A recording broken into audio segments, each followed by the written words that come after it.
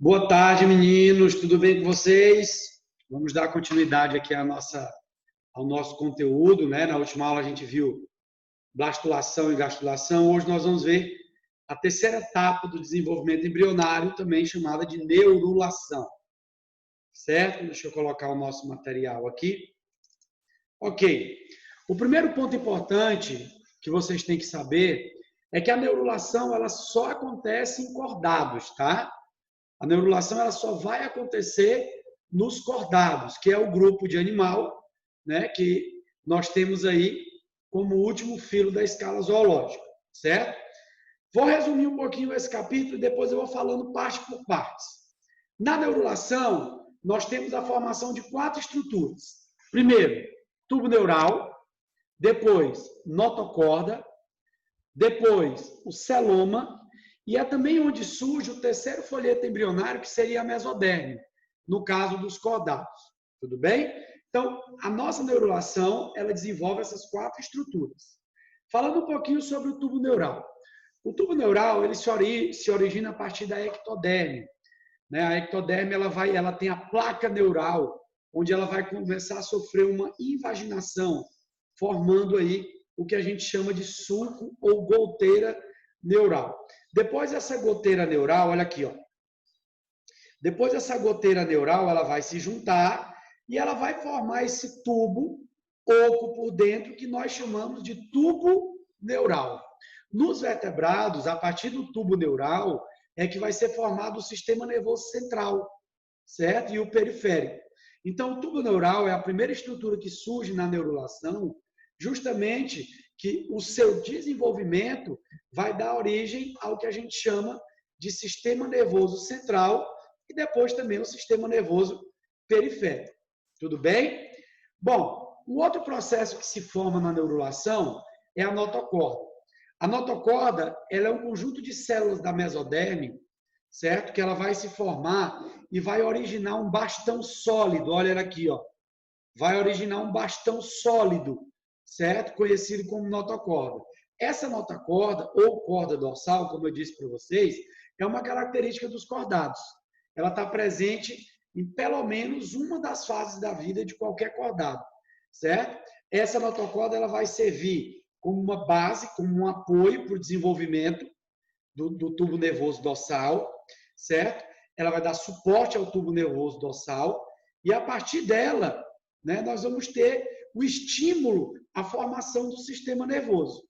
Então, a notocorda ela serve para dar um suporte para o tubo neural e depois a notocorda ela vai ser substituída pela coluna vertebral, tá? Pela coluna vertebral, certo? Então, a notocorda ela é um bastão fibroso, ó, tá aqui, ó, que se localiza abaixo do tubo neural, ó, tá ele aqui, ó.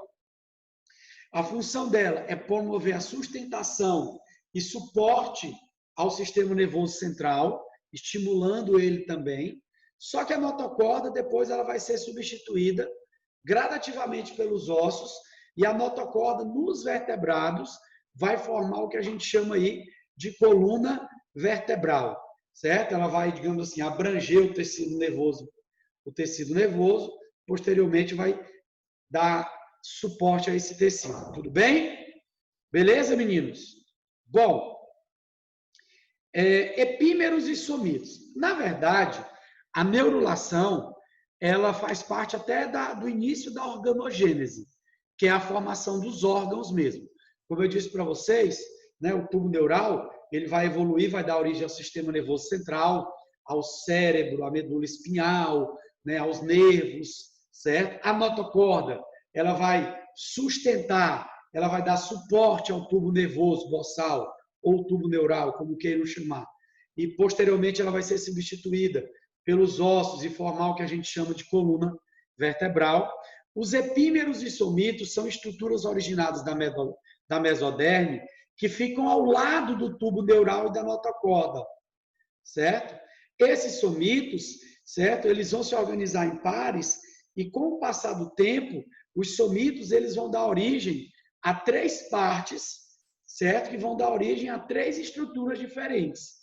Então, a primeira parte do somito aí chamado de esclerótomo dá origem às cartilagens e às vértebras das costelas. O dermátomo, certo? Que é o dorsal, origina a derme. E o comprimento mediano, o miótomo, ele vai dar origem aos músculos. Então, epímeros e somitos nada mais são do que as estruturas provenientes da mesoderme que vão iniciar o processo de organogênese. Tá? O epímero vai se dividir em somito. O somito, a parte mais externa, vai dar origem à cartilagem e às vértebras. A parte mais interna vai dar origem à cartilagem e às vértebras. A parte dorsal, a derme, e a parte mediana ao miótomo, certo? Que dá origem aos músculos e à língua. Então, na verdade, a neurulação, ela também tem por base, tá? Ela também tem por base o início da organogênese, tá certo? O início da organogênese. E aí surge a mesoderme nesse processo, que vai estimular a formação de estruturas da mesoderme, como músculos, ossos, língua, tá certo? Beleza, meninos? Formação do celoma é a outra estrutura que também faz parte da neurulação, tá? A mesoderme, nós vamos encontrar ela em dois momentos distintos. Quando a mesoderme ela tem contato com a ectoderme, forma-se a somatopleura, e quando a mesoderme tem contato com a endoderme, chamando aí, certo? Esplancnopleura. Entre essas duas lâminas de tecido, ó, nós vamos ter uma cavidade. E essa cavidade é onde vai abrigar os órgãos viscerais, chamada de celoma. Então, o celoma ele também forma-se durante a neurulação, através aí de laminação de tecidos, certo? A mesoderme, tá? Ela tem dois contatos, tanto externo quanto interno. A mesoderme em contato com a ectoderme, que é externo, forma a somatopleura. A mesoderme em contato com a endoderme, que é interno, forma a esplancnopleura. E o espaço existente entre essas duas lâminas de tecido vai dar origem ao celoma. Tá? Esse celoma, posteriormente, ele vai dar origem à cavidade pleural, que são os pulmões, onde ficam os pulmões, a cavidade pericárdia, onde fica o coração, e a cavidade peritoneal, onde ficam os órgãos viscerais. Tudo bem? Nesse estágio, nós já temos uma estrutura igual a essa que eu estou mostrando para vocês aqui no desenho, que é o que nós chamamos de neurula, tá bom? É o que nós chamamos de neurula. Ok, meninos? Alguma dúvida sobre isso aí? Perguntas? Bom, passando adiante, se tiver alguma pergunta, pode me procurar. Passando adiante, nós vamos falar um pouquinho dessas estruturas que são formadas ainda lá, né, no blastocisto, que são as células-tronco. O que são células-tronco? Células-tronco são células, né, com alto poder de diferenciação, significa dizer que elas podem se transformar em qualquer outro grupo celular, possui aí uma proliferação ilimitada, elas se autorreplicam, e a partir dela nós vamos ter origem à diferenciação celular. Significa dizer que a partir das células-tronco, nós vamos ter a formação de células especializadas. Então, as células-tronco, elas surgem lá na mórula. Depois elas vão lá para a blástula, e a partir daí essas células-tronco, elas começam a dar origem a células especializadas que vão dar origem a tecidos e órgãos. Essas células, elas hoje, né, estão em evidência porque elas são células reparadoras, né? Qualquer tipo de, digamos assim, de terapia com essas células poderia curar principalmente o que nós chamamos de doenças degenerativas, que são aquelas doenças que vão promovendo lesões celulares, né?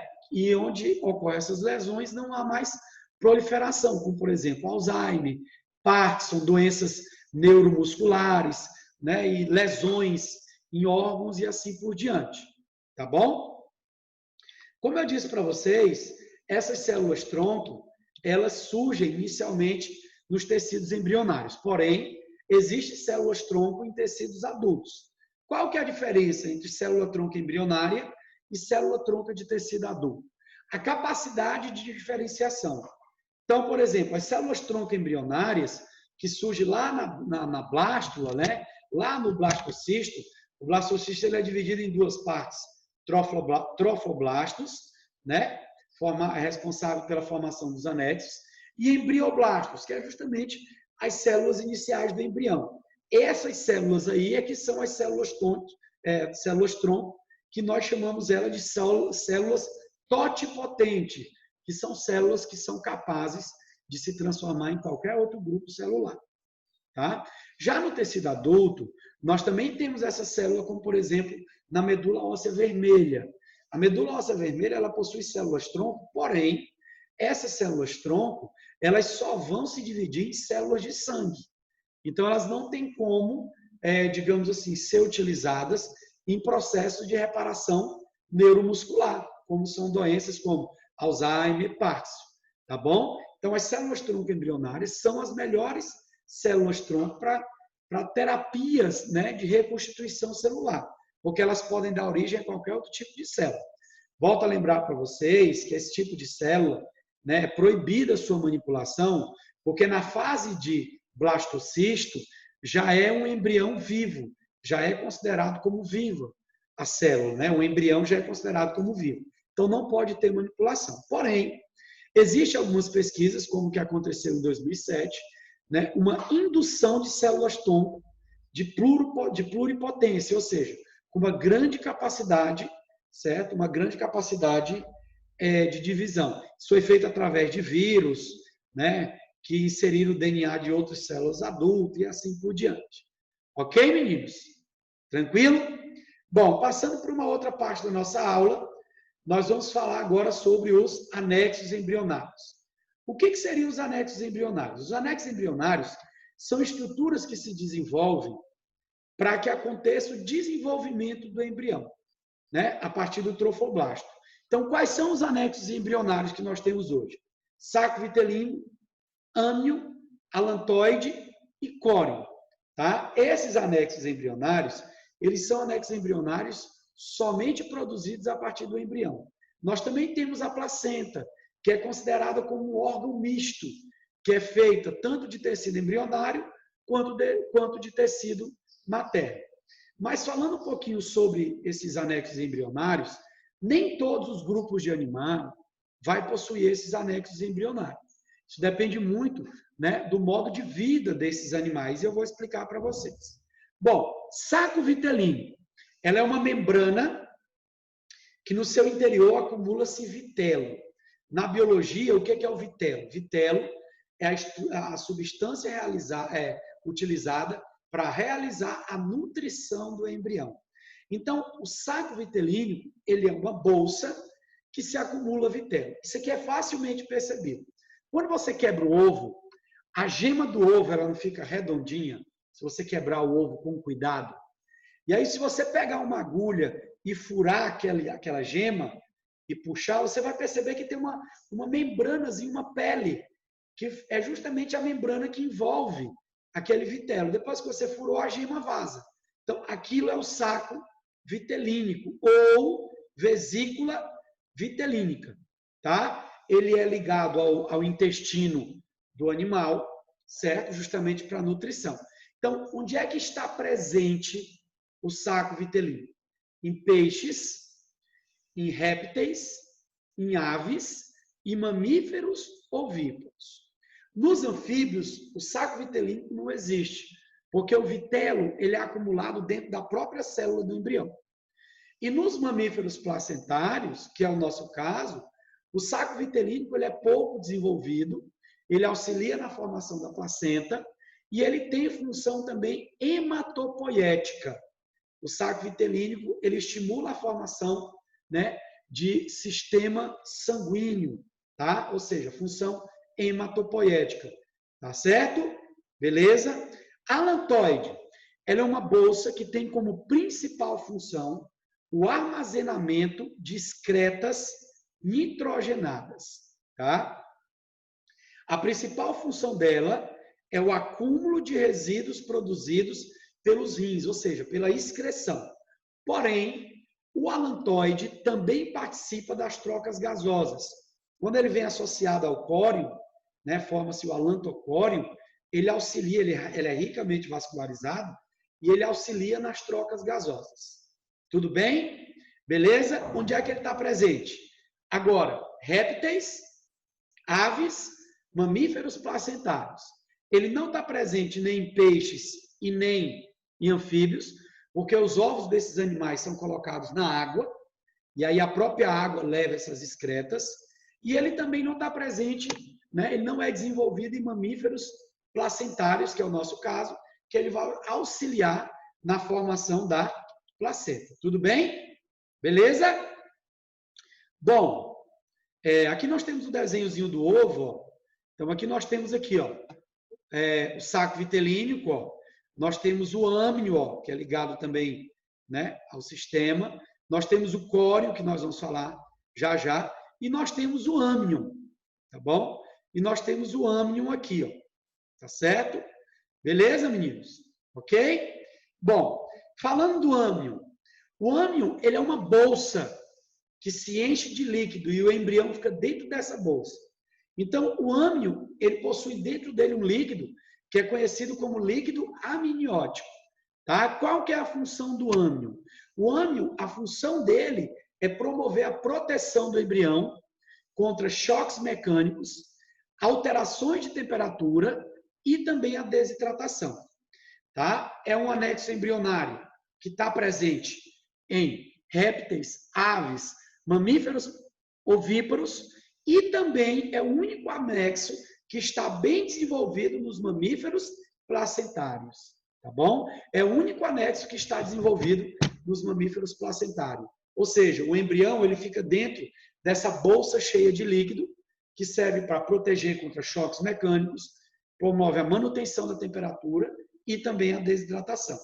Tá? Ok, meninos? Beleza? E para a gente finalizar nossa aula, o córeo.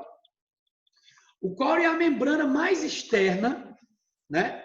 O córeo é o anexo embrionário mais externo que nós temos. Ele é muito bem visualizado quando você cozinha um ovo. Você percebe que quando você tira a casca, tem uma pele, né, branca, rígida. Você tem que tirar para chegar até a clara, né? A clara do ovo já solidificado. Então, o córeo é essa estrutura que reveste mais externamente o ovo e mais externamente, né, o embrião. Ele tem como função proteção, tá? É por isso que às vezes o ovo racha a casca, mas ele não vaza o seu conteúdo, porque o córeo ele é uma membrana, né, protetiva, tá? Ele tem a função aí de promover a proteção contra choques mecânicos, tá? Tem a função aí, né, juntamente com o alantoide, de promover as trocas gasosas, como eu disse para vocês, quando o córeo se associa ao alantoide, ele forma o que a gente chama de alantocóreo, que é muito vascularizado, e promove aí as trocas gasosas, tá certo? E ele também auxilia aí o alantocóreo, tanto o alantoide quanto o córeo, ele auxilia também na retirada de cálcio da casca do ovo, tá? Para, digamos assim, promover a formação dos ossos do embrião, tá bom? Mas a principal função do córeo é promover justamente a proteção externa. Onde é que ele está presente? Répteis, aves e mamíferos ovíparos.